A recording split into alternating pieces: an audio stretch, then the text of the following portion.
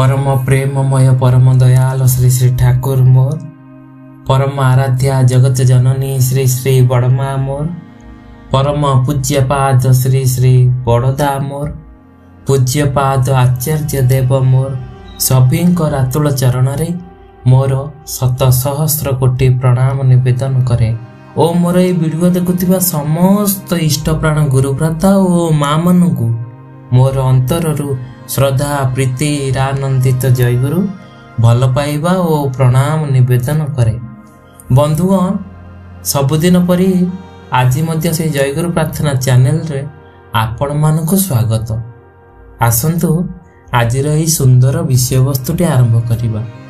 आजिर एही विषय वस्तुटी हेउची तुमे प्रेममय, तुमे शाश्वत चिरंतन।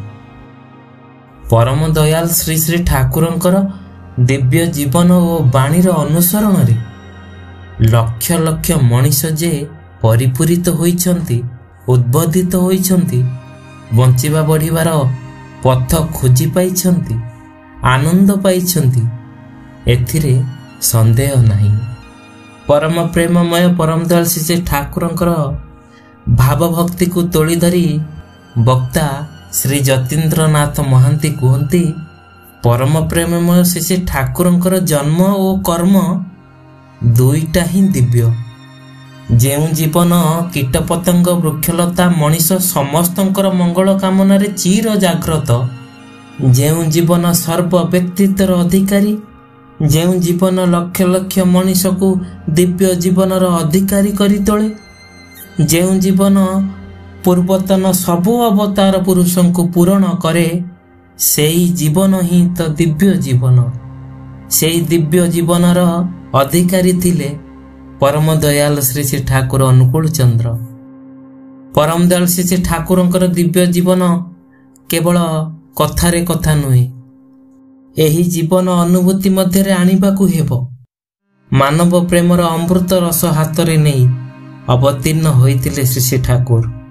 मनीषर प्रवृत्तिर अनुभूतिमय चलन अंतराल रे लुचि अछि जेउ दैवी सत्ता, सेई दैवी सत्तार जागरण घटाइबा ही थिला परम दयालंकर उद्देश्य। सेई उद्देश्य नेई ही से सृष्टि करिसंती तांकर बाणी साहित्य। तेणु तांकर साहित्य होई उठिछि मानव जीवनर मधुरतम संगीत। तांकर विपुल सृष्टि भंडार लक्ष लक्ष मनीषक जीवनर चलापथर आलोक वर्तिका साजिछंती। से मनीषर मन मंदिर रे पूज्य और वरण्य होई रहिछंती। श्री श्री ठाकुरंकर एही साहित्य आदर्श उपरे भित्ति करी आगामी दिनर साहित्य होई उठू, मनीष जीवनर मंगल पथर दिशारी होई उठंतु। एही श्रेष्ठ साहित्य संबंधरे सी कहंती परा, भाव भाषा जुक्ति छंद और अनुसरण जेते ही सौष्ठव मंडित होई आदर्श उल्लल होई उठे, रचना जीवंत होई उठे, सेठारे सेपरी एही हेउची रचनार पंच प्राण। एही आदर्श को अनुसरण करी जेतेबेले सृष्टि हेबो साहित्य, सेतेबेले सेही साहित्य ही मनीषर आत्मविध्वंसी मानसिकतार घटाइबो बड़ परिवर्तन। समाज रे जली उठिबो मंगल दीप। सेई मंगल दीप जलाइबा पाई ही श्री श्री ठाकुरंकर बाणी गुड़िक आम मानक चरित्रगत करबाकू हेबो। तेणु पूज्यपाद आचार्य देव कहउछंती, समस्तंकर काने काने सतमंत्र दियो, जे सतमंत्र पाइबो से ही बंचिबो। या छड़ा मनीषर कौनसी रास्ता नहीं।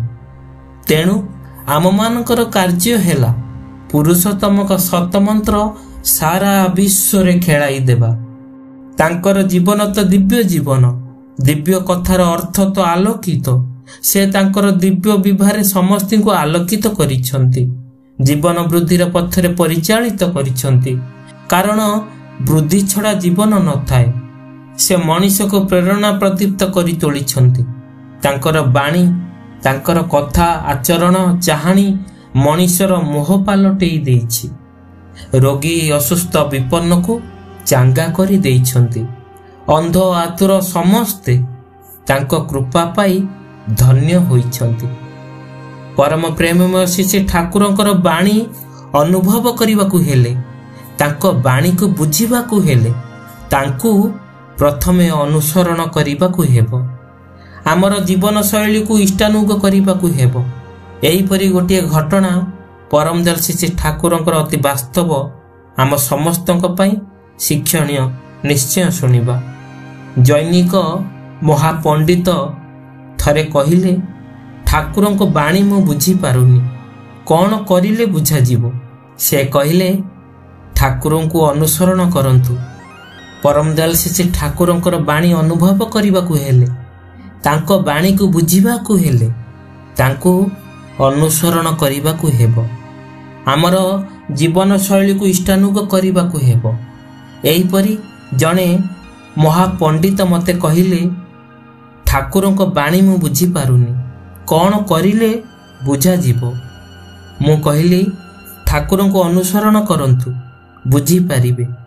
3 वर्ष पर सी मते कहउछंती आपणक कथा मानी तांको प्रदत्त सतमंत्र रे दीक्षित होई तांको निर्देश पालन माध्यम रे एबे एबे तांकर बाणी मु बुझी पारुछि। परम दयाल श्री श्री ठाकुर कहंती जे मते नेई चाले तार बेताल रे पाद पड़े ना। से तांको संगे तांको धरी थाए। तांको धरी आमे सातत जीवन पथरे चालुछे। आमे प्रत्येक ही बंचिबाकू चाहू। बंचिबार पथ हेउची गोटे पुरुषोत्तम को निर्देशित पथ। से ही परम ब्रह्म, से ही परम सत्य, आउ से ही जीवन। जेउठारे जीवन वृद्धि सेइठारे ही धर्म। परम दयाल श्री श्री ठाकुर आहुरी तांकर बाणीराजी माध्यम रे समस्त विषय प्रांजल भाव रे प्रकाश करी प्राणवंत करी देइछंती।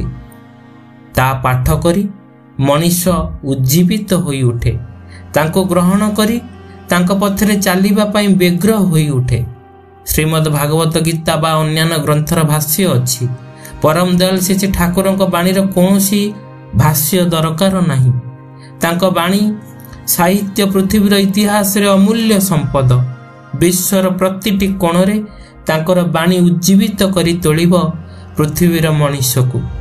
तांकर पथ दिव्य होई रहिबो, उज्जवल होई रहिबो। से चिर शाश्वत चिरंतन तांकर प्रेम। आमे तांको अनुसरण माध्यम रे आचार्य देव श्री श्री दादांक इच्छा पूरण माध्यम रे प्रीतिर बंधन रे समस्त को नेई एक संगे रहिबा।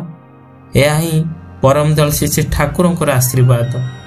एई परम दयाल प्रेममय श्री श्री ठाकुरंकर आशीर्वाद को ग्रहण करी आमे आमर परिवेशर समस्त को इष्टमुखी करी तोलिबा। परम पूज्यपाद आचार्य देव जहा कहिछंती समस्तंकर काने काने सतमंत्र दियो। जे सतमंत्र पाइबो से ही बंचिबो। या छड़ा बंचिबार कोनोसी रास्ता नहीं। तेणु आम मानकर समस्तंकर कार्य हेला पुरुषोत्तमक सतमंत्र सारा विश्व रे खेलाई देबा। तेबे बंधुगण आज विषय वस्तुटी आपण मानकु केमिति लागिला आमको कमेंट सेक्शन रे निश्चय जणेबे। आज विषय वस्तुटी आपण मानकु भलो लागिले हमर ए जयगुरु प्रार्थना चैनल को सब्सक्राइब करने को भूलिबेनी। आज विषय वस्तु एतिकी पुणी एई भली आउ गोटी अति सुंदर शिक्षणीय विषय वस्तुटी नहीं आसीबो। से पर्यंत जय गुरु।